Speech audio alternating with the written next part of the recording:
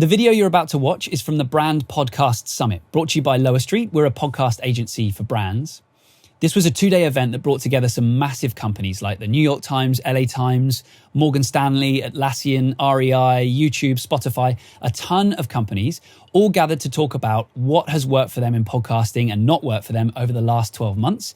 And looking forward, what are they planning and looking at over the next 12 months? So if you're a marketer looking at podcasting this year, or you have a podcast and you're looking to improve on it or get more out of it, I think you're going to find a ton of value here. And so for more videos just like this one, head over to lowerstreet.co/events. And you'll also find information there about future conferences and summits we have coming up.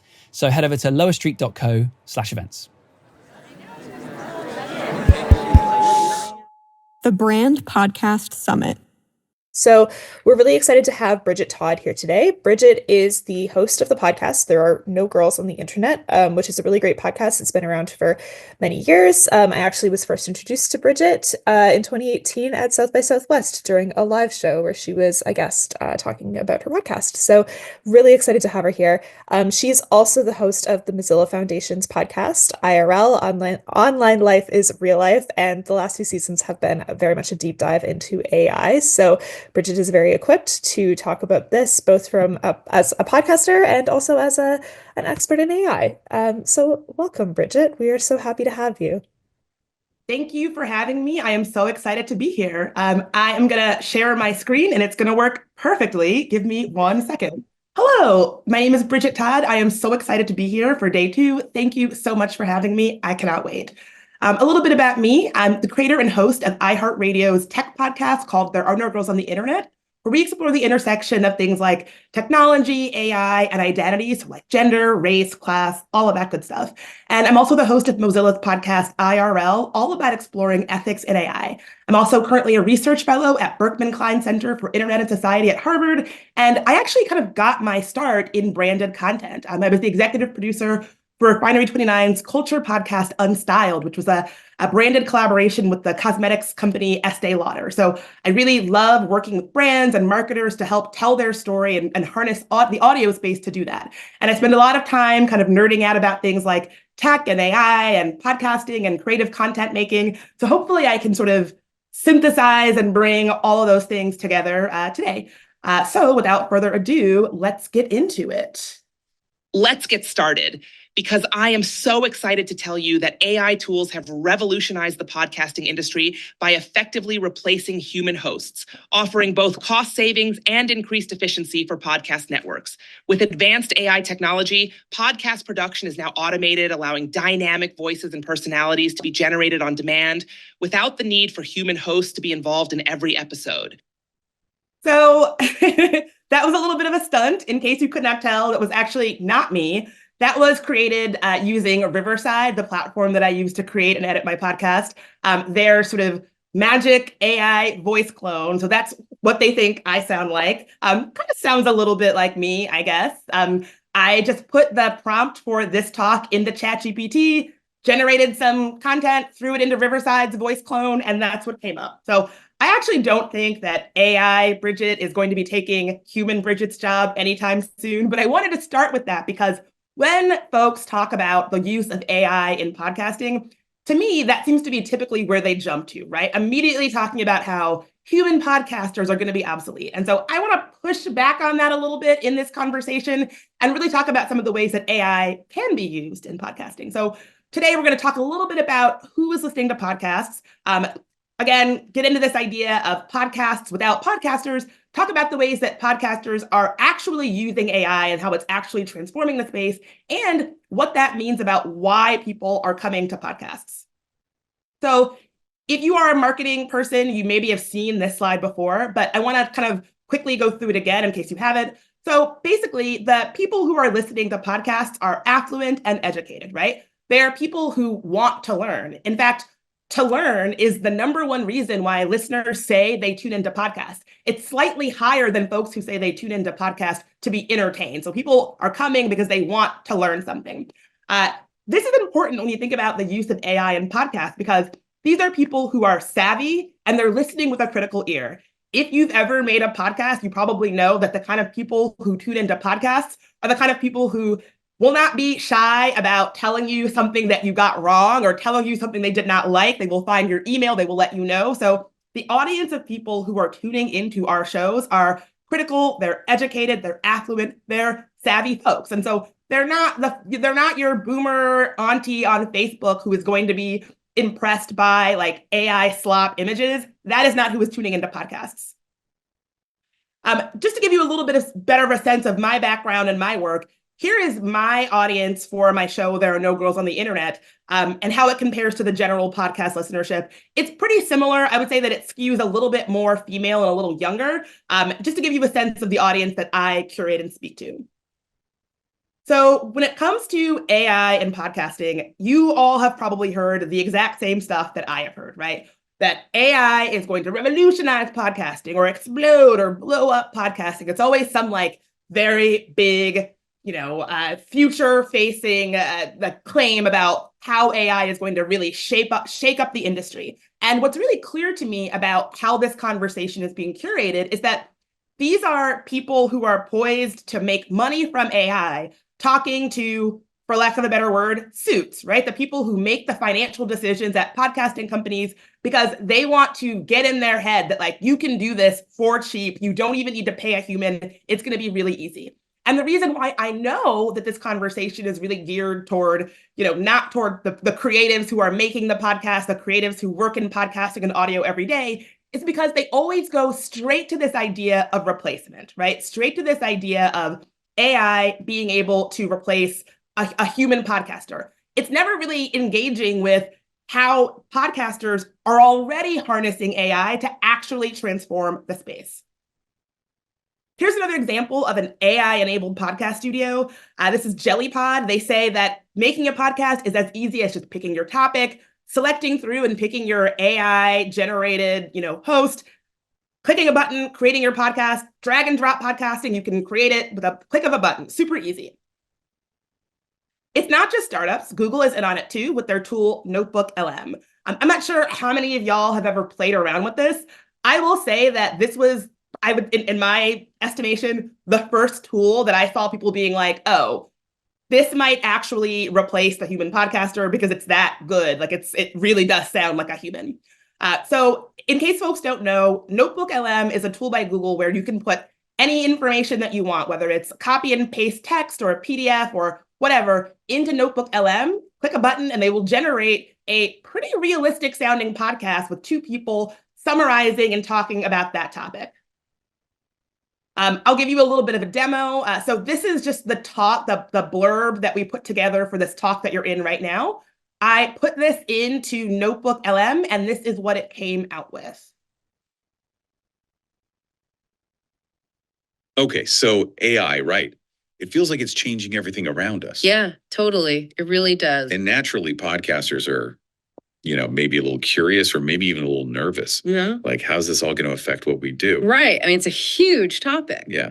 So that's what we're going to dive into today on this deep dive, AI in podcasting. We've got a ton of research articles, reports, all that good stuff. Exactly. We're going to see what's already happening. What we can actually do with AI in podcasting right now, what maybe it can't quite do yet. And maybe what we should watch out for. Yeah, definitely some benefits and maybe some things to, be careful of. Absolutely. So, one thing that comes up again and again in all this research is just how AI can help us with all that kind of behind the scenes stuff, all that busy work that makes podcasting a little bit less fun sometimes. Yeah, absolutely. So, like audio editing, for instance, like we're talking, cleaning up ums and ahs. That would be amazing. Right. And leveling out the audio so you don't have these crazy jumps in volume. Or even adjusting the background music so it doesn't overpower the voice. Exactly. So I'll stop it there. So I guess I'm curious, what do folks think about this? Because when I first heard this, I thought go ahead and pack it up. It is over. Notebook LM is about to take my job. But I think it really, and so you can sort of see the ways that the AI is trying to make it sound like it's really relatable. It takes pauses. It uses filler words that signal to your brain oh, I'm listening to two humans have a conversation. Sounds pretty good. It sounds so good, in fact, that the Spectator actually wondered, will AI make the podcast bro irrelevant? So I argue no, right? Not just because of like the philosophical, kind of squishy, lofty reasons, the kind of things that I love to explore on my own tech podcast, like ethical considerations. I mean, yes, but that's not the only reason why this is something that we should really be watching out for. It's also a concern for the dollars and cents, like bottom line reasons that financial decision makers at podcast companies should care about. Those kinds of people should be concerned when they hear that, like, oh, AI is going to make podcasters irrelevant. Side note, I do actually hope that the podcast bro becomes irrelevant, but not for reasons that are probably outlined in this article. So as I said, I actually think Notebook LM is like pretty impressive. Like, it sounds good. I'm not going to act like it doesn't. But there are some reasons why this is maybe not really hitting the way that it maybe should be hitting. So first, right now, for the most part, all of the podcasts that Notebook LM creates all kind of sound the same. Now, Google is rolling out more features, a paid tier, so that might change pretty soon. But for right now, all of the podcasts pretty much sound the same. On the very engaged Notebook LM Reddit community, there's like a little bit of a wink, wink joke where when someone shares their Notebook LM created podcasts very excitedly, inevitably somebody in the comments will be like, oh, your podcast sounds just like my podcast. And it's like, well, yeah, because they all kind of sound the same.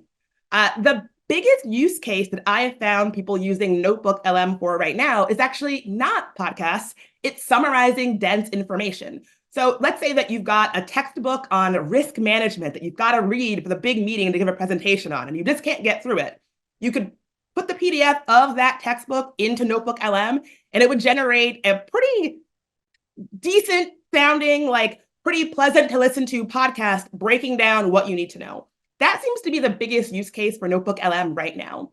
And one other thing I want to say about this is that, if you are a person who works with brands or you're a marketer, I can totally understand why tools like Notebook LM seem like a good idea, right?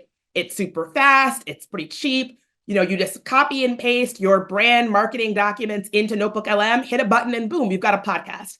However, that really flies in the face of what people tell us they are looking for when they come to podcasts. We have a lot of data on this. People come to podcasts for connection to hosts because they trust them and they want to have a connection with them. So using cheap tools like Notebook LM, while very tempting, is not the way. Not for nothing, listeners hate it. The Listen Notes, which is a podcast directory supported by listeners and fans, actually created a free tool for detecting the use of AI in podcasts. They say they detected almost 300 shows made from Notebook LM. They say Notebook LM has made it easier to mass produce low quality fake content. And so if you are somebody who works with brands or is a marketer, you don't want your brand associated with phrases like low quality and fake. That's not the way to get people to trust your brand. And the reason for that is podcasts are for humans. This is going to be the thing that I go back to again and again in this conversation. Podcasts are for humans. If y'all remember that streetwear brand from the 90s, FUBU, for us, by us, think of it like that, like for humans, by humans, or FUBA, right? Podcasts are for humans. And AI tools are useful for humans to make podcasts, but inherently, the unique value of podcasts as a medium is about facilitating human connections.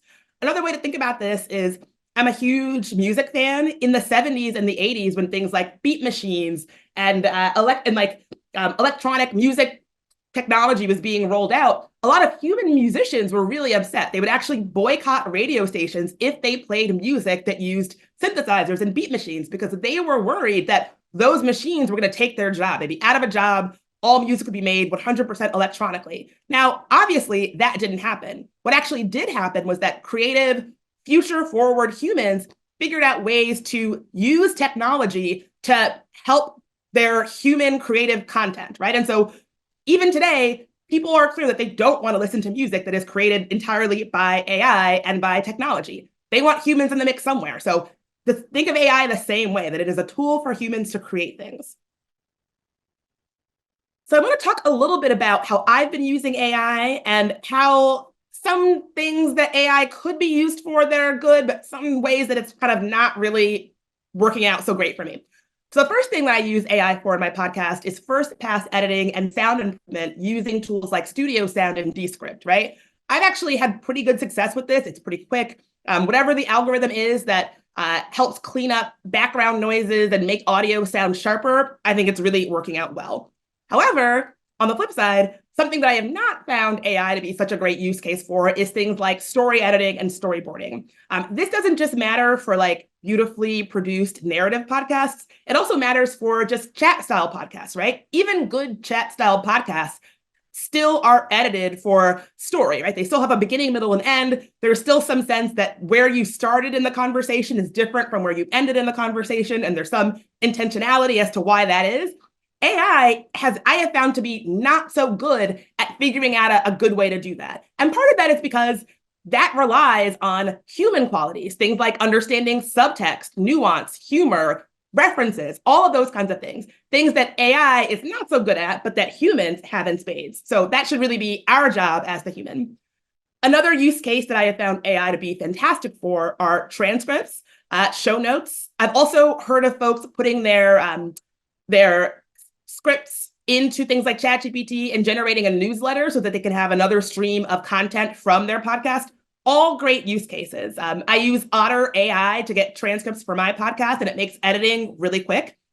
On the flip side of that, I mean, this is a little bit of a controversial take, and I would love to hear other folks' opinions on this, but any platform promising you that it can use AI to curate the best clip from your podcast episode or the clip that's going to pop the most with people on social media, I have never seen that work. I have tried all the platforms. I guess maybe it's a sense where like AI does not have that refined of a sense of humor, but the clips that their AI picks and says, oh, this is going to be the best clip, or this is the clip that we've determined is going to go the farthest on social media, it has never been the best episode or the best clip from an episode, in my opinion. So I still use tools like Headliner and Opus Clips and Riverside to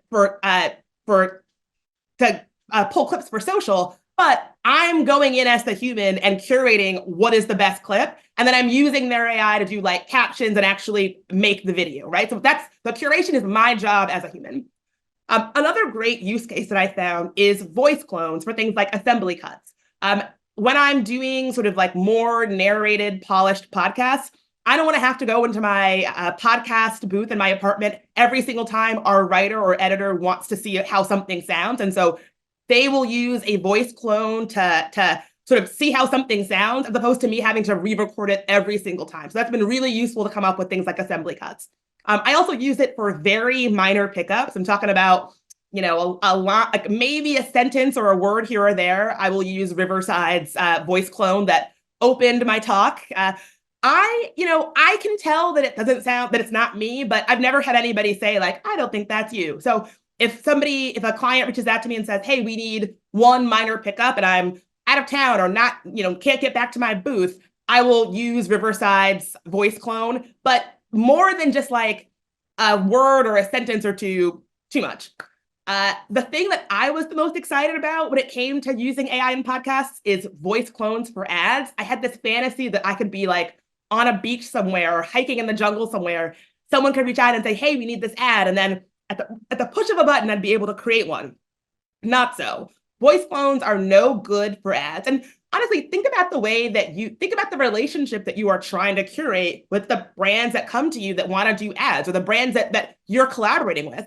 They deserve something better than like good enough push of a button ads. When you're doing an ad or some sort of collaboration with a brand, you want to be thoughtful about it. Like I actually really enjoy putting some intention behind how I'm voicing ads. So AI, voice clones, not such a great use case for ads. I'm also using AI in some of the ways that I think that y'all are probably using it, right? I am using it for brainstorming and ideation. If I'm stuck on something, I will definitely throw it into ChatGPT, get a couple of ideas, and then riff from there. I don't think I need to say this, but that like it's really, really important that you are, as the human, going in and like taking an editorial human eye to whatever brainstorming or ideation work that you're doing using AI, because as we know, it is prone to hallucinations. So definitely double check that. Another use case with AI that I have found pretty good is discoverability. I mentioned earlier that I use Otter AI to create transcripts for my podcast. I put those transcripts online, and that does help a little bit with discoverability. If somebody is Googling for the niche that my episode was on, it increases the likelihood that my episode will show up in their search results. I also use ChatGPT to create search, like specifically SEO optimized metadata for each podcast. And so again, like if someone's Googling for a thing that I have made an episode on, it makes it more likely that my episode will come up in their search results. Again, I am still using tools like Headliner to create social media content for my podcast. I have a lot to say about whether or not social media short form video clips actually translates to listens and downloads on your podcast. That's a whole other talk. If you want to talk about it, like email me. I have a lot of thoughts. However, I am still using Headliner to create that kind of content. But again, I'm not letting their AI curate the best bits for me. I'm actually going in and hand curating them. And then I'm using their AI to do the rest, right? To create the video, to do the captions, that kind of thing. There are some really interesting use cases for playing around with voice and AI. The podcast Darknet Diaries did a great episode about the rise of AI-generated voice scams, the kind of thing where like a voice clone calls your grandma and says that you're being held hostage and that she needs to send $1 million. In that episode, the host created a voice clone of themselves to show how uncanny these voice clones sound, and it really did sound pretty good. In the podcast Flash Forward, the host did an episode about digital twins, the rise of digital twins and how they might like show up to things like boring meetings for you. And the host created their own digital twin and interviewed that twin on the podcast. It was fascinating. And then there were some like, I guess I'll say squishier uses. The podcast Bound by Oath is like a legal podcast about the Supreme Court. They used AI to generate audio of the late Supreme Court Justice Sandra Day O'Connor reading one of her legal opinions. They were super upfront about the fact that it was AI, and it actually sounded pretty good. But this was one of the use cases that I think illustrates how this can get like a little bit squishy, where it's like, well, you're recreating the voice of somebody who is not here using AI. Is that something that, feels good as a listener? And I think that conversation really illustrates the risk involved in using AI, because you might be thinking, well, who cares? It's just a podcast. What difference does it make? And if there is one thing that I would want folks to take away from what I'm talking about today, is that the sloppy use of AI in podcast puts at risk what is inherently valuable about the medium, because listeners are clear that they are coming to podcasts because they want connection. It's an intimate relationship, right? Like there are podcasts in my life that I've been listening to for over 10 years. Oftentimes I will go to bed listening to podcasts. When you've got those earbuds in your ear, that is an intimate relationship between the listener and the host. And so oftentimes my favorite podcast hosts are the last voices I hear before I drift off to sleep in my bed at night. And so it is a relationship built on trust and connection. And when you use AI in a sloppy way, you are jeopardizing all of that. Because listeners really trust their podcasters. They give us a lot of their trust, and that comes with a lot of responsibility. 87% of listeners trust information they hear on podcasts and expect that information to be accurate. Compare that to social media, where only 59% of people expect inaccuracies. Again, people are coming to podcasts to learn. And so you really have to make it clear that there is something to learn from this podcast. If you're using AI in a sloppy way where it's full of hallucinations and full of misinformation and full of junk, people are going to tune out. And this really matters because 36% of people made some kind of a lifestyle change because of a podcast. As a podcaster, you really can shape what people are doing and their behavior. And so you want to take that dynamic really seriously, because it does come with a lot of responsibility. And so this is why podcasts are so valuable, especially to brands. It's that intimacy and trust that converts listeners to customers or people who will engage with your brand. And the lazy use of AI devalues all content, and it trains that engaged, thoughtful audience who trusts us and is coming to us to learn from us. It trains them that they can just tune out of whatever we're saying, that it's just more cheap content slop that somebody is churning out, that it's not content that is worth paying attention to, worth trusting, or worth changing your behavior because of. And listeners are clear that they really do not want a lot of AI in their audio content. Now, I have to kind of give a caveat to this slide because, it's listeners saying like, I will never engage with AI. And as soon as I get wind that AI is being used in a podcast, I will turn it right off. Now, I'll probably say in 2025, the majority of folks that I know who are making podcasts are using AI in some capacity, whether they're throwing something into ChatGPT just to get some ideas, or whether they're, using AI to edit. I think in 2025, most podcasters are using AI someplace in their workflow. I do think that audiences maybe don't have a sense of how or when it is used. And that's because if you're doing it well, listeners shouldn't be able to tell. If it's really obvious that AI is being used, that means that the human is not using it effectively. Think of it kind of a bit like the conversation of CGI in movies. I know people who will say, oh, I hate movies that use CGI. Well, your average audience member probably has no idea when CGI is used in a movie or not. What they're actually saying is, I hate bad, sloppy use of CGI in movies. And so, I don't know that your average audience or your average listener actually can tell when AI is being used or how AI might be used in the workflow for podcasts, but they have been very clear that they are super skeptical of it. And that's something that we got to keep in mind. When I was putting together my slides for this, I was talking to other podcasters about their use of AI, and like, a lot of them were not so interested in being forthcoming about the ways that they use it, because they probably gleaned that listeners do not want this. So I say this to say, you should really be careful about how you're using it and make sure that you're not using it in ways that are sloppy and ways that are obvious, because listeners do not like it. If they get wind that you're using it, it's gonna be a problem. And this is probably the response that I thought was the most salient. On the really engaged Reddit community for podcasters, somebody had made a podcast using Notebook LLM, where they had put the article that they wrote and that they generated a podcast using Notebook from, and they put that podcast on the podcast subreddit, and they were super excited about it, right? They were like, listen to this podcast. It's so great. I'm so proud of it. And the top comment was, oh, you used Notebook LM's AI to create this podcast? Yeah, no, if it's not worth your effort, it's probably not worth my time.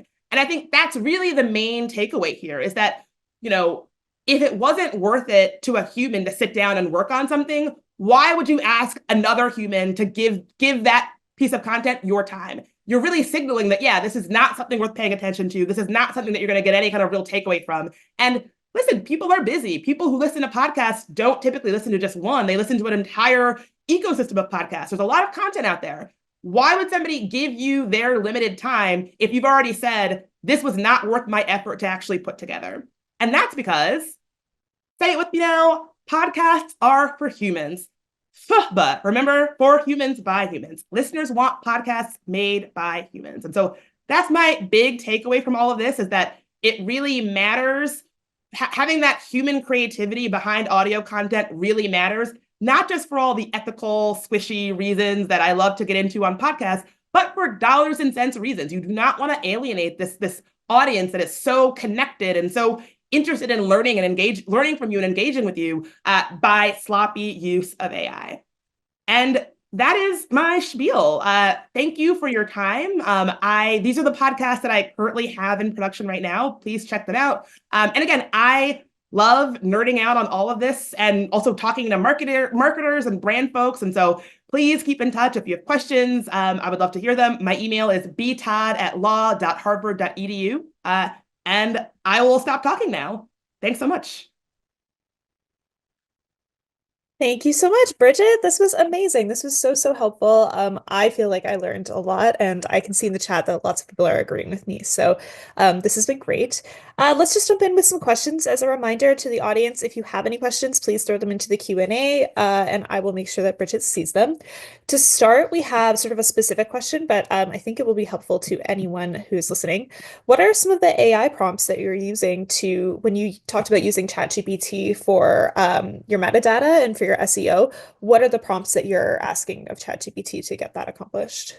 Yeah, I would say it's kind of a trial and error, but I usually sort of start with audience. I'll say like, create a 300-word newsletter that women would find useful from this episode, right? So I have found, because my audience is like mostly women, I have found like sticking with that audience has given me the best, the best results. But it really is like trial and error. Like, as y'all know, working with ChatGPT can be a little bit of like well, that's not right, or like, that's not what I was asking. But for me, zeroing in on audience has really been the thing that has been a little bit more fruitful in terms of producing usable results.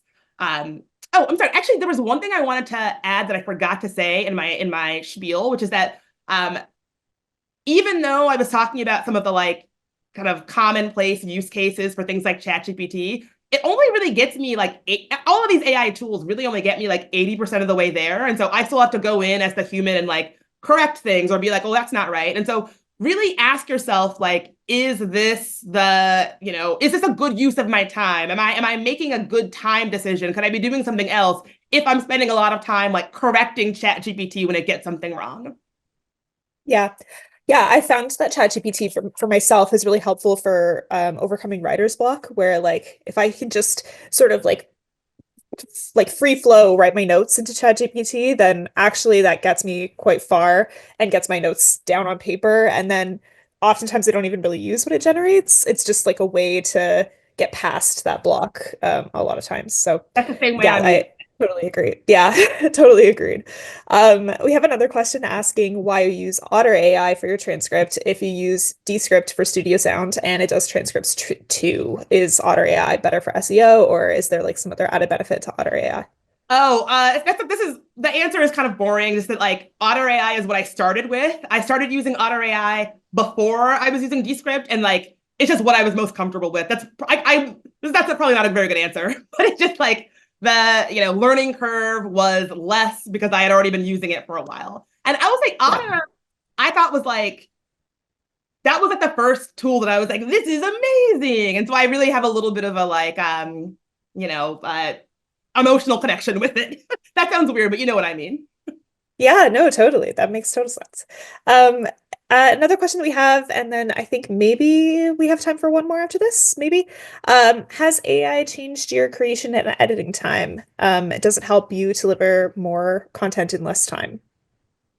Oh, I wish I could say yes, but the answer is really not really. Again, I feel like I spend so much time doing corrections or like, editing what ChatGPT or AI has created that I don't think it really saves me that much time. I do have a sense that maybe down the line that might change, but I would say that it's made my work smarter, but not less, if that makes sense. Mm. Totally makes sense. Yeah. I think about, like some other AI tools that we've seen come about recently, like for example, background removal tools in like Photoshop or in Canva, for example. Like that used to take me forever to do manually in Photoshop. It's something I could do manually, but it would take forever. But now that it's available to do so easily, it's just changed what I feel like I'm capable of accomplishing with those tools. So like I can think more creatively about what I want to achieve because those tools are available to me. And I kind of think about it the same way with podcasting tools, like maybe now you can do something that you previously hadn't imagined that you could get done with your podcast. Yeah. Um, Oh, and you just reminded me of something else that was meant to say but forgot, which is that it was talking about how I use these tools to like remove background noise and things like that. Though it's great for that, but I will say that like when I'm using a lot of those tools, the AI is clearly editing for or maximizing for efficiency, right? Like how many clear words can get in any given, speaking amount of time. And so it takes out every single every single pause, but we should be editing for like sounding natural. Like that's what people are coming to podcasts for. And so oftentimes when I will use these AI tools, I'll be like, well, it edited all the pauses and ums and ahs out, but now it sounds not the way that people talk. Now it sounds like not what people are coming to podcasts for, which is, listening to a human grapple with something, which sometimes involves uhs and ums and buts and pauses. Yeah, I think humans are guilty of that too. Sometimes like post-production in post-production process, people get a little too carried away with cutting out ums and ahs, and you can really hear it. It does make it sound really unnatural. So it's a great point. Awesome. Okay, well, I think that is our time. So I will say thank you so much for being here. We really enjoyed the session. It was super helpful and super informative. And we are actually going to dive right into our next session now. So Thanks so much for having me. thank you so much, Bridget. It was great to have you. The Brand Podcast Summit.